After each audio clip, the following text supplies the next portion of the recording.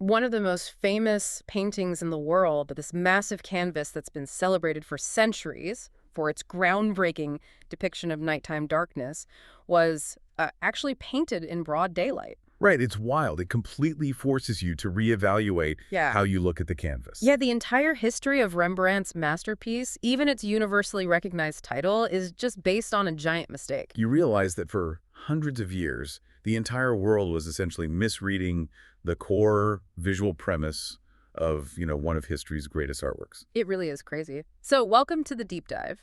Today, we're taking a close look at Rembrandt van Rijn's 1642 Baroque masterpiece, which is officially, well, unofficially known as the Night Watch. Yeah, that's the name everyone knows it by, right? Exactly. And we're pulling from the incredibly detailed notes and insights of Anita Louis's art to really figure out why this monumental painting broke absolutely every rule of its era. And we're going to decode the bizarre hidden symbols lurking in its shadows, too.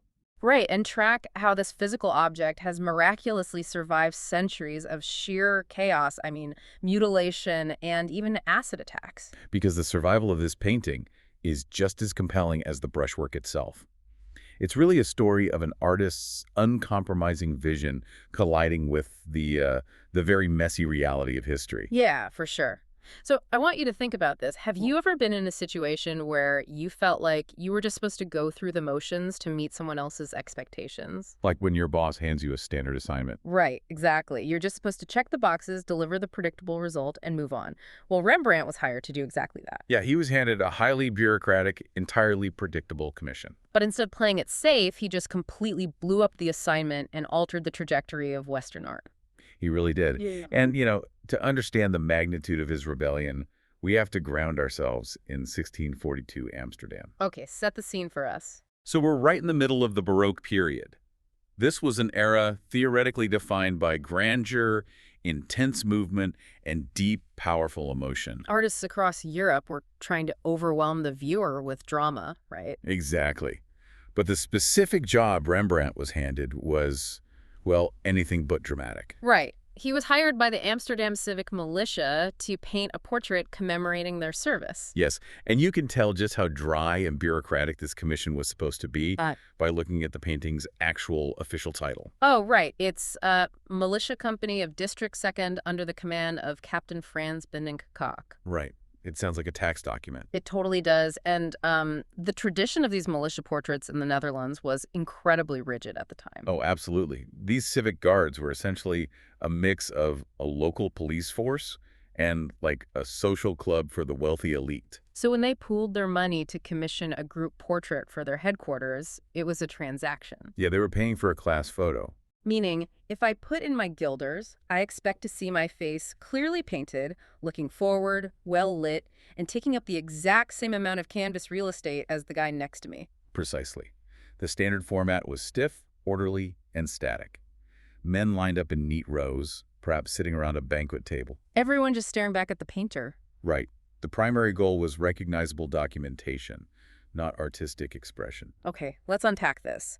Because Rembrandt takes this order for a static lineup and entirely shatters the format. He really throws it out the window. He takes 34 individualized figures and arranges them on this chaotic, dynamic diagonal. They aren't posing for a portrait at all. No, they're in the middle of preparing to march out. You have men loading muskets, an ensign unfurling this massive flag. People talking, adjusting their gear. It's as if a modern photographer was hired to take a standard corporate team photo, and instead they directed a high-budget action movie sequence. With extras and everything. Yeah, complete with extras, and they just hit pause right at the climax of the scene. It makes you wonder how the patrons must have reacted to all this unexpected drama. I mean, that sense of kinetic energy is exactly what separates Rembrandt from his contemporaries. You can almost hear the noise of this painting. Yeah, there's the clatter of pikes, the drum beating, a dog barking. And the scale amplifies all of this. We're talking about a canvas that is over 14 feet wide and nearly 12 feet tall. That's huge. It is. Today, it completely dominates the Gallery of Honor in the Rijksmuseum. It was explicitly designed to physically overwhelm anyone standing in front of it. Which, again, makes me wonder about the immediate reaction of Captain Koch and his militia. I mean, they asked for a neat, orderly grid of faces to hang in their clubhouse. And Rembrandt delivers this swirling vortex of action. Right, where some of the men who presumably paid good money for the portrait are obscured in the background, or you can, like, only see half their face. Yeah, he essentially demoted his own paying clients to background extras in service of the art. If we connect this to the bigger picture, he took a major professional risk, didn't he? Oh, massive. And it was a revolutionary move.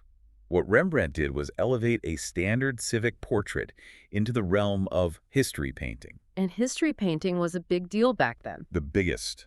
At the time, history painting, which meant depicting grand biblical narratives, myths, or major historical battles, that was considered the absolute pinnacle of art. So by treating this local militia with the same sweeping, dynamic energy as a great historical epic, he's making a statement. Exactly. He captured the pride and the ambition of 17th century Amsterdam. He transformed ordinary citizens into historical heroes. But, you know, that action movie energy is driven almost entirely by how he manipulates light. Which brings us back to the massive lie we talked about at the top of the show. Right, the title. Yeah, the name The Night Watch is entirely wrong. It is the ultimate misnomer in art history. Rembrandt actually painted a daylight scene. Which is mind-blowing. The figures are stepping out of a shattered archway into bright sunlight. So how does a bright, sunny daytime scene get universally mistaken for a midnight patrol? I mean, how does it get so dark that generations of art historians literally named it the Night Watch? It really comes down to a mix of 17th century chemistry and, frankly, environmental pollution. Pollution, like smog. Well, indoor pollution. To protect oil paintings, artists and conservators would apply layers of clear varnish. But the organic resins used in those early varnishes were extremely unstable. Oh, so they break down over time. Exactly. Over the decades, they oxidized and yellowed, and on top of that, consider where this painting hung for hundreds of years. In a militia hall, right. Right, and those halls were heated by peat and wood fires, lit by candles and oil lamps, and filled with tobacco smoke. Wow, so it was just constantly exposed to smoke and dirt. The canvas acted like a giant sponge, trapping layer upon layer of soot and grime right into that sticky, oxidizing varnish. So the painting is essentially wearing a pair of increasingly dark sunglasses for 300 years? That is a perfect analogy, yeah. By the 18th and 19th centuries, the canvas was practically pitch black. That's incredible. It wasn't until meticulous restoration in the mid-20th century, where conservators carefully removed those layers of degraded varnish and trapped dirt, that the brilliant sunlight of Rembrandt's original vision was finally revealed. Okay, but here's where it gets really interesting. I have to push back here, because even after the cleaning proved it was daytime, the lighting in this painting is still incredibly intense and moody. It is. If it's broad daylight in Amsterdam, why are half the people in this composition swallowed by pitch black shadows? What's fascinating here is that Rembrandt isn't interested in meteorological accuracy. He's using a technique called chiaroscuro. Chiaroscuro, that's the intense contrast between light and dark, right? Exactly. He is using light like a theatrical stage director. Instead of evenly illuminating the scene like a bright sunny day actually would, Yeah. he manufactures shadow. To deliberate hide things. Yeah, to deliberately hide the parts of the reality he doesn't want you to focus on. So he's forcing a hierarchy of importance onto the viewer. He absolutely is. If you look at the two central figures, Captain Cock is stepping forward, dressed in stark black, intersected by this brilliant saturated red sash. And right beside him, his lieutenant, Willem van Ruytenberg. Right, and the lieutenant is practically glowing in this heavily embroidered pale yellow outfit. That pale yellow outfit completely leaps off the canvas because it's framed by the darkness behind him. The shadows are not just an absence of light. They are an active, structural element of the composition. They really build the mood. They do. They convey the psychological tension of the moment. The illuminated figures represent leadership, order, and action. While the deep shadows surrounding them hint at the unknown, the noise, the chaotic energy of the crowd. Exactly. It draws your eye instantly to the center and then forces you to slowly explore the darker edges of the canvas. And the notes from Anita Louise' art point out how Rembrandt's physical brushwork amplifies that lighting. It's not just about the colors he chose, it's about how thick the paint is. This is where his technical genius really shines. He employs a technique known as impasto. Which means laying the paint on really thickly, right? Yes, where the paint is laid on the canvas in very thick, textured layers. For the backgrounds and the shadowed areas, he uses broad, sweeping, relatively flat strokes. Almost smoothing it out into the background. Right.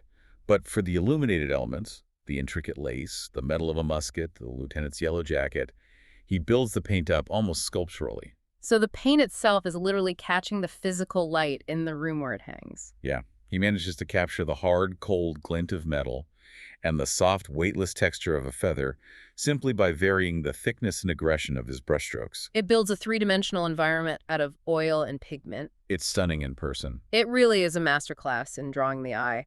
But, when you do finally let your eyes wander away from the glowing yellow lieutenant and you look deep into those manufactured shadows, you start finding some frankly bizarre details. Oh, absolutely. It's like Rembrandt hid Easter eggs throughout the canvas. It demands active looking. Because once you start scanning the background, the rigid military facade starts to crack, and you see Rembrandt's playful, almost subversive side. The most glaring example is nestled in the crowd on the left-hand side. Amidst all these tall, heavily armed, very serious men, there is a mysterious young girl. Yes, the girl. She is bathed in an incredibly bright, almost ethereal light, making her impossible to miss once you spot her.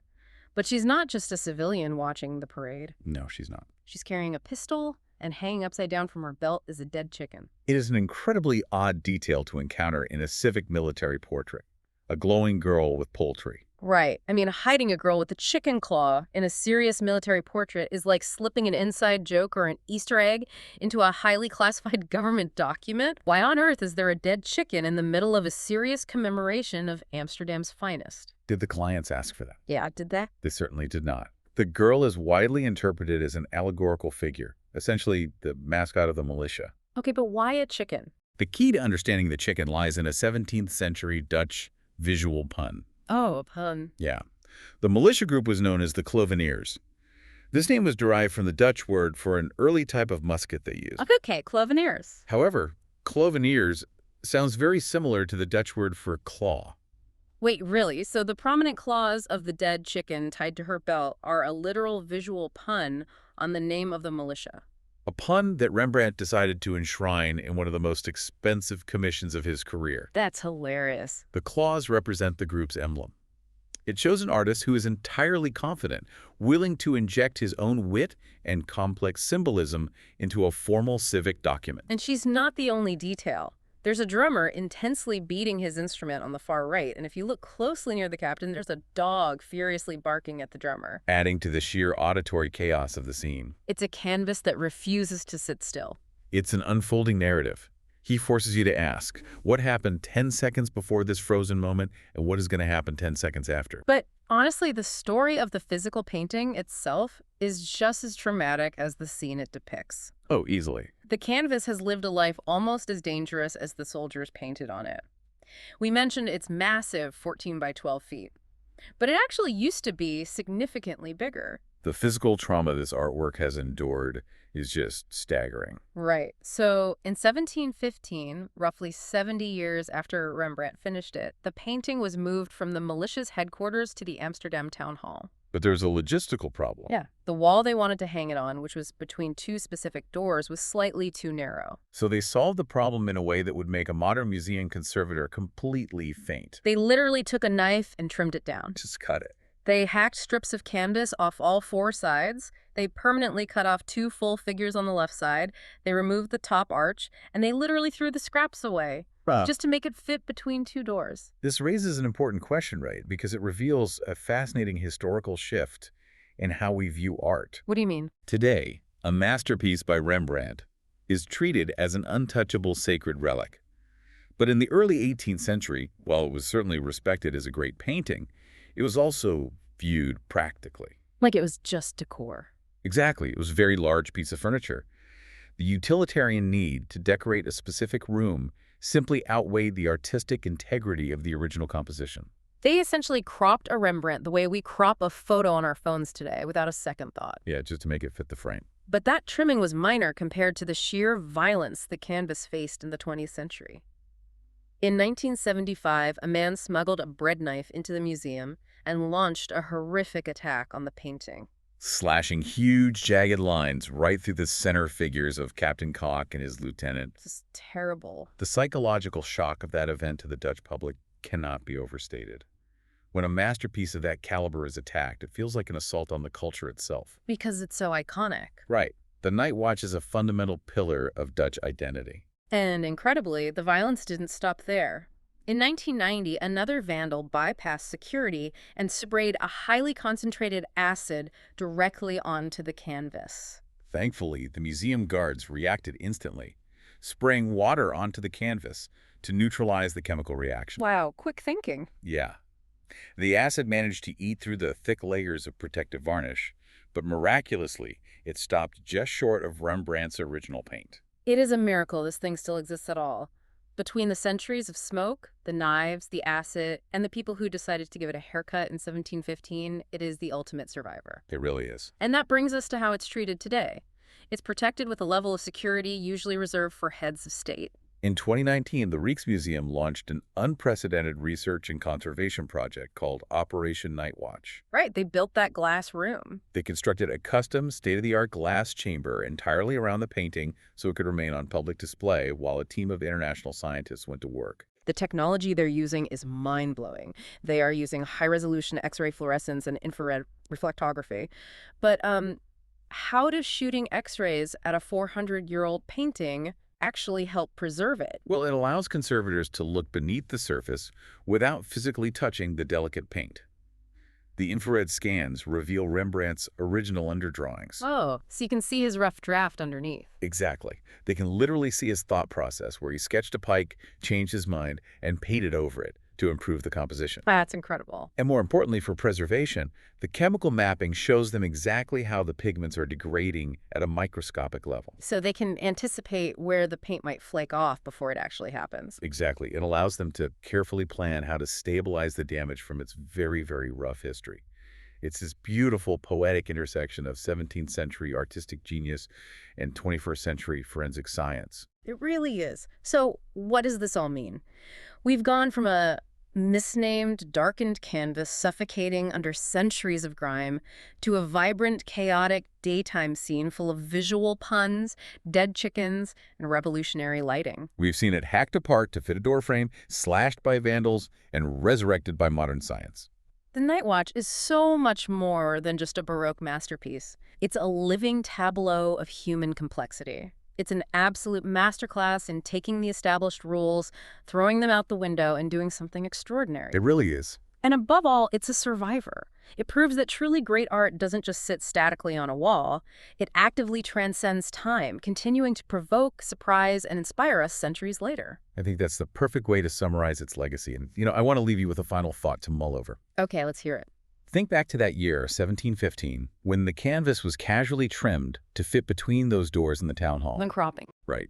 Parts of Rembrandt's original intended masterpiece, the extra space that gave the figures breathing room, the additional guardsmen on the far left, they're simply gone forever. Lost to history. We will never see the true, complete Night Watch exactly as Rembrandt finished it. So how does knowing that we are looking at an incomplete canvas change our perception of its perfection? That's a great point. And it makes you wonder what other definitive historical masterpieces that we revere today are actually just fragments of a lost whole. That is a fascinating concept to end on. Just how much of history are we only seeing the cropped version of? Well, before you go, if you loved this depth dive and want to keep learning with us, please subscribe to our podcast and our YouTube channel to also join our newsletter. Also, make sure to check out our blog and the art we have for sale. Keep questioning, keep exploring, and we'll see you next time.